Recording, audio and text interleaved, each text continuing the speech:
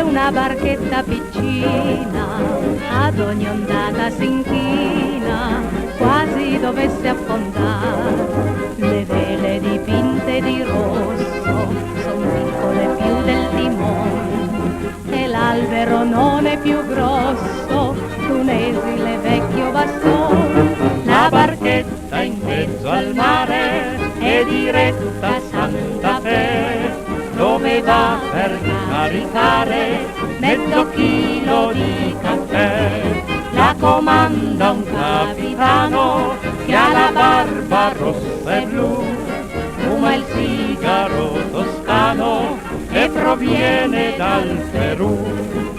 Ha molto coraggio perché l'equipaggio in quella barchetta non c'è.